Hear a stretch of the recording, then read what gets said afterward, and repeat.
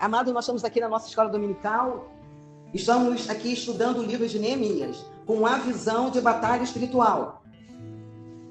Estamos estudando sobre as orações de Neemias, sobre a postura de Neemias, o comprometimento de Neemias, ele submetendo a Deus para que houvesse governo, direção do Pai Celestial. A primeira coisa que ele se repôs foi arrependimento. A gente não vai poder esquecer isso, não. Arrependimento. Arrependimento é você voltar para trás. Eu fiz aquilo de errado e você ter uma consciência pessoal e falar: Senhor, eu me arrependo, eu não posso mais voltar a fazer isso.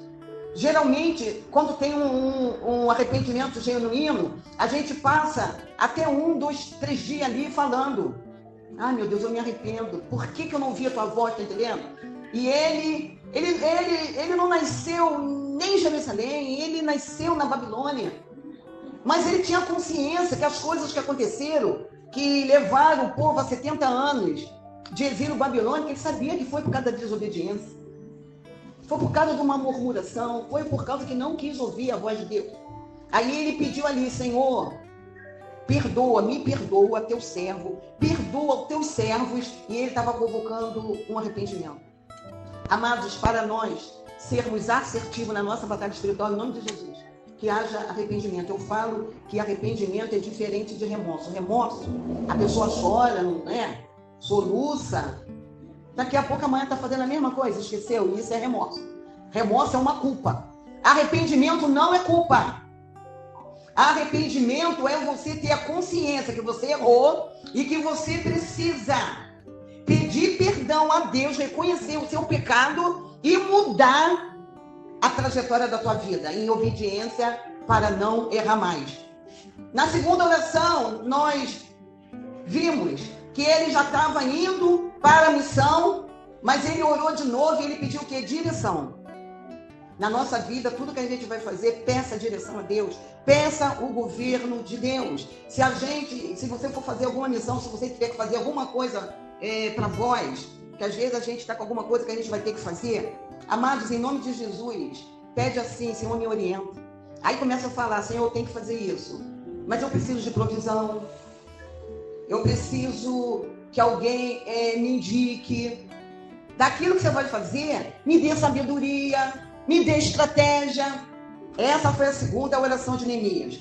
E como assim ele fez, ele disse: eu tenho certeza que eu vou ter êxito, porque a boa mão do Senhor, está comigo.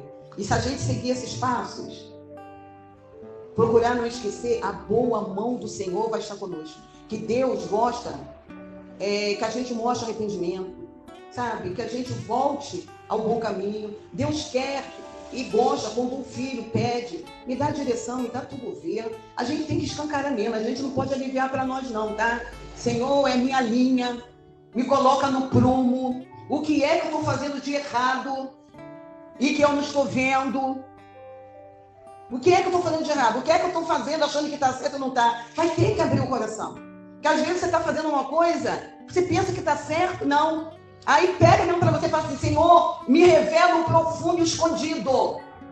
Não me deixe enganado. Amado, é preciso que a gente olhe assim: Senhor, me dá a sabedoria dos céus. Eu quero a tua sabedoria. Porque a palavra de Deus fala que o temor do Senhor precisa da sabedoria. Senhor, nessa batalha eu tenho que ter espírito de sensibilidade, discernimento, revelação. São as orações que Paulo escreveu lá em Efésios. Tem 2 orações que ele fala: que o Senhor me conceda espírito de sabedoria, discernimento, de revelação. A gente tem que pedir isso tudo para nós.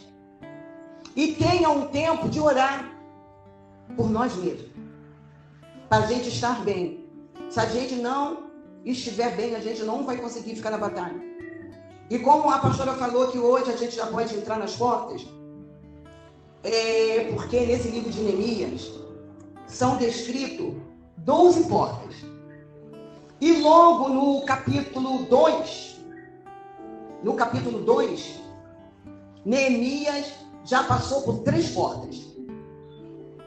Logo no capítulo 2, ele passou pela porta do vale, que é Neemias 2:13.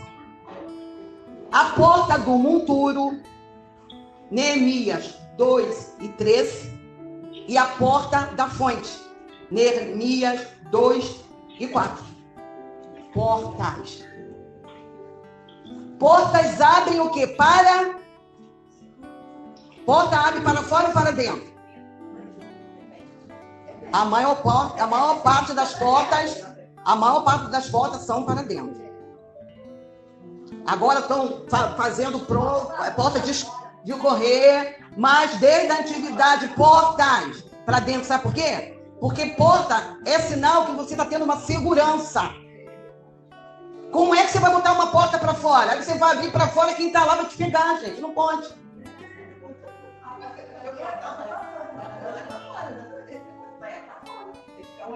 Tá entendendo, gente? Eu estou falando isso, as portas que abrem para dentro. Eu estou falando do espiritual, pra gente, até na nossa casa também. Tem um olhinho mágico, a gente olha, aí olha lá, depois não é isso?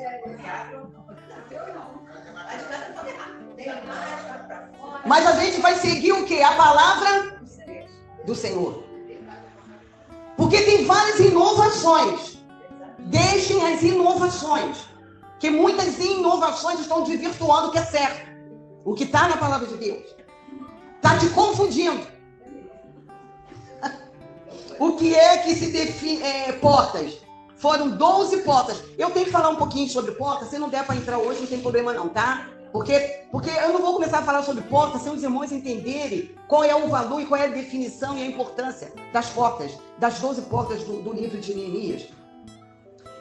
Eu gostaria de falar para os irmãos que porta, eu botei assim, ó, porta.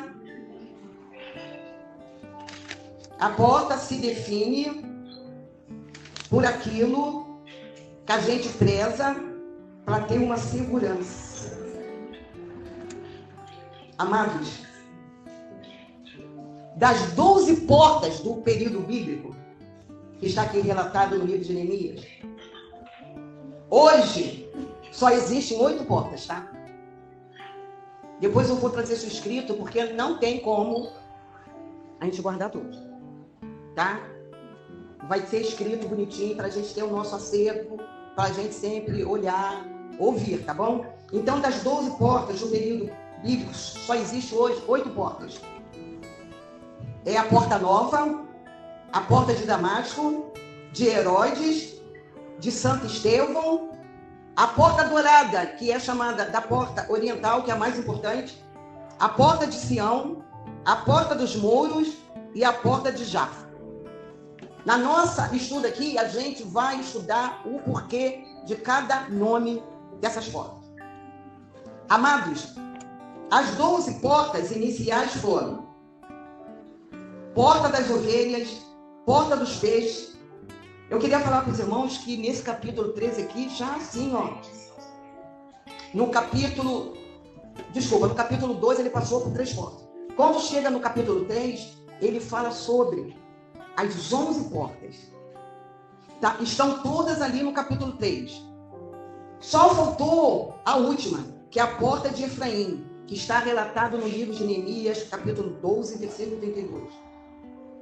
Amados, ovelhas, porta de ovelha, peixe, velha, monturo, fonte, pátio do cárcere, da guarda, das águas, dos cavalos, oriental e de Efraim. Amados, mesmo com o passar do tempo, dessas 8 portas que agora tem lá em Jerusalém, vamos fazer um estudo sobre a porta oriental.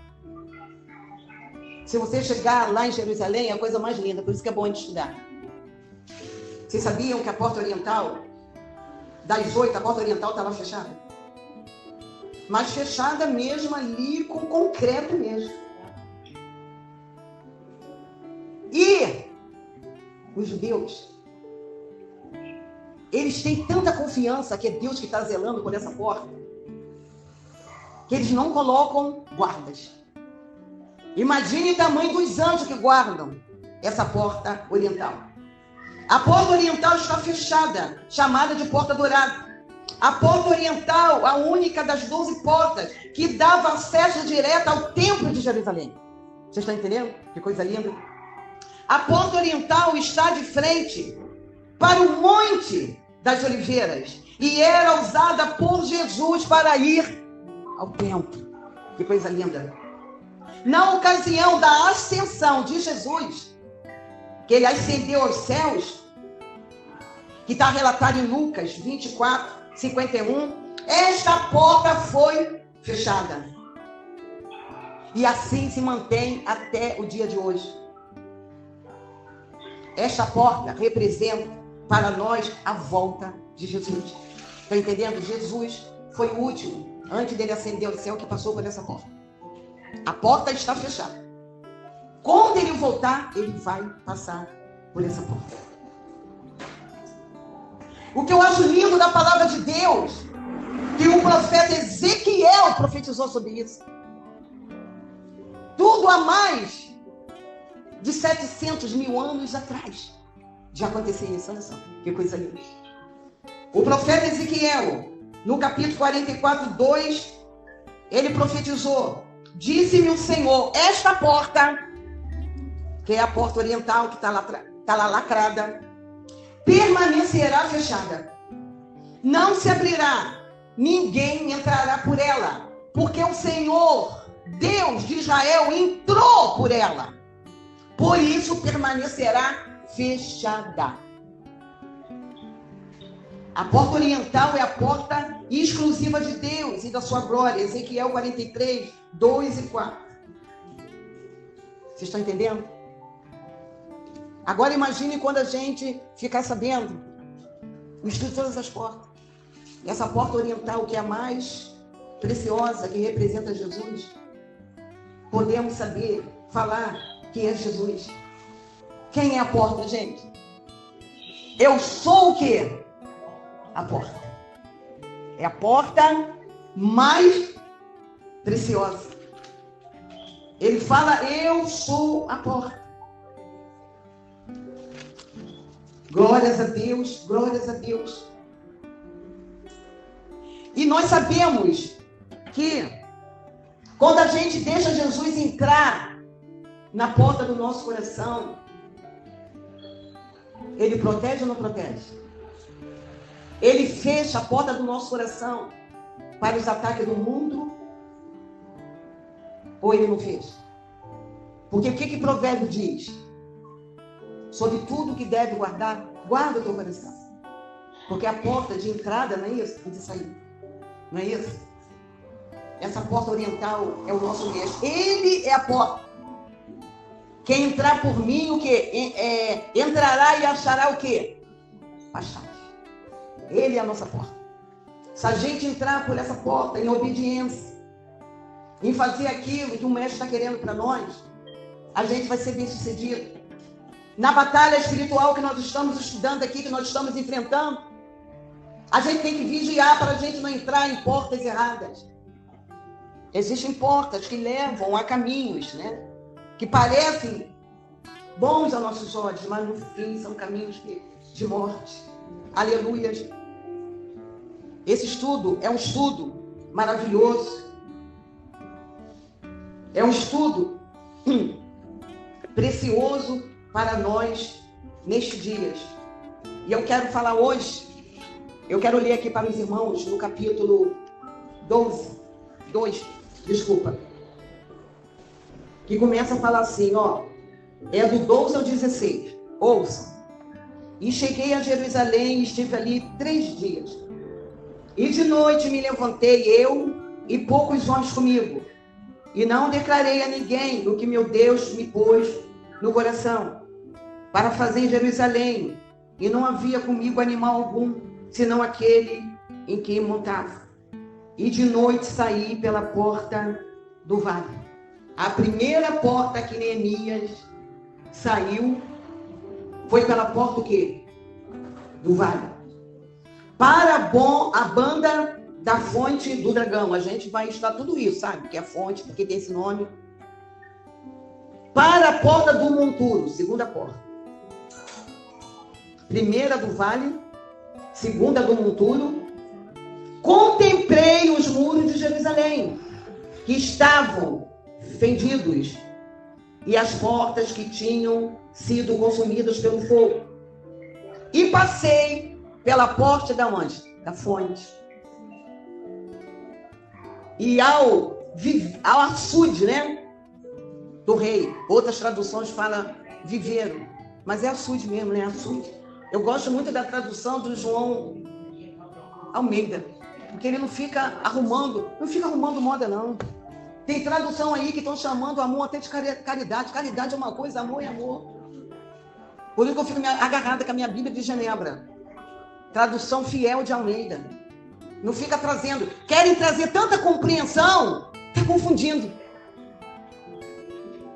Querem explicar muito, que está confundindo.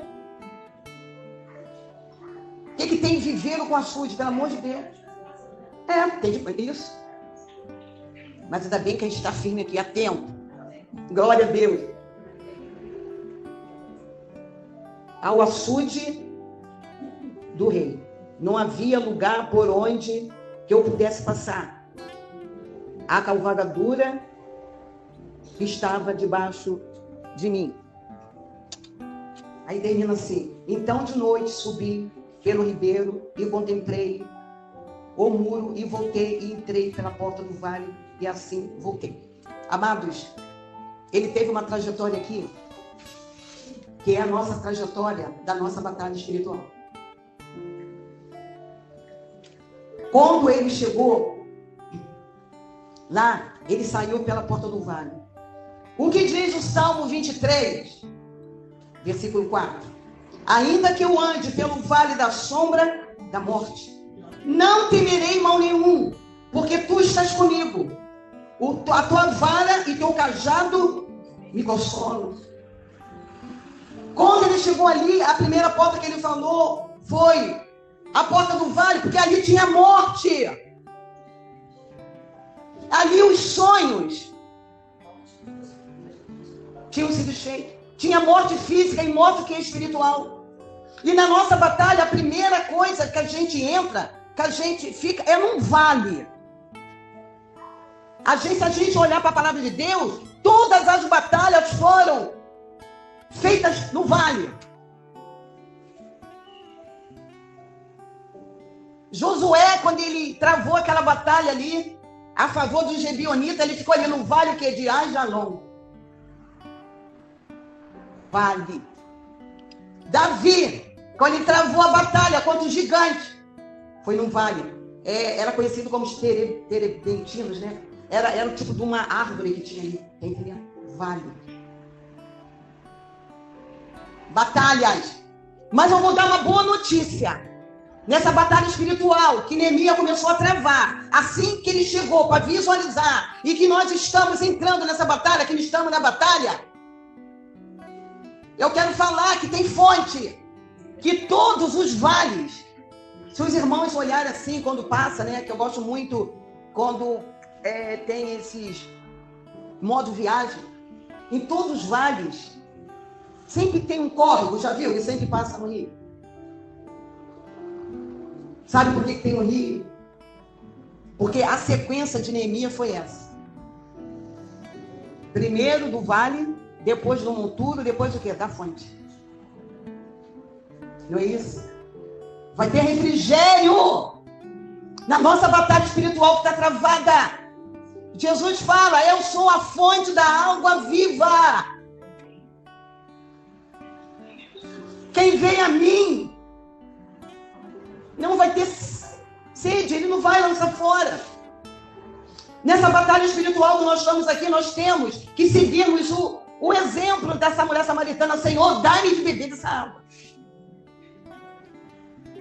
Se a gente não tiver esse refrigério dessa água que é Jesus, da fonte que é Jesus, ficar com a língua para fora, a gente não vai resistir, amados. Aleluias. Obrigada, Deus, porque tu deixaste tudo um segmento, tu deixaste sempre uma provisão. Vale é lugar de batalha, mas tem fonte, tem rio, tem riacho. Salmo 23, 3. Leva-me para junto das águas de descanso. Refrigera minha alma. Tudo quando está travado, para e olhe. Eu tive que dar um berro hoje, lá de manhã em casa, porque ficou feio. A gente grita mesmo. Clamor é isso. É gritar. A nossa pastora sempre fala alguma coisa. Socorro, Jesus! Ela está rindo. Envia anjos! Amados, a nossa pastora, ela tem tanta revelação que no YouTube eu fui colocar sobre provocadores de milagre. Está dando recorde de visualização. A gente tem que dar honra às pessoas ou não tem que dar? Ou você quer só para você? Ou você quer ser só a estrela? A gente não tem que pegar o que é de bom e passar? O nome dela está vinculando por aí. Pastora Sandra Lúcia Alves Figueiredo. Ela nos impactou. Ela gritava. Ela não dormia. Eu quero meu milagre. Ela provocou. Provocar é trazer para fora. Ela gritar. É chamar a existência. Está entendendo? E ela nos ensinou. Grita. Socorro, Jesus. Eu falei, socorro. Pedro gritou, não gritou? Senhor, me socorre, senão eu vou me afogar. Ela está rindo. Sabe por quê? Porque às vezes você pensa que você vai conseguir pegar a situação. Não, tem hora que foge do nosso controle. Não seja cara dura, não seja orgulhoso. Clame. E é para gritar. Jesus falou, Pai, por que me desamparaste? O cego gritou, filho de Davi.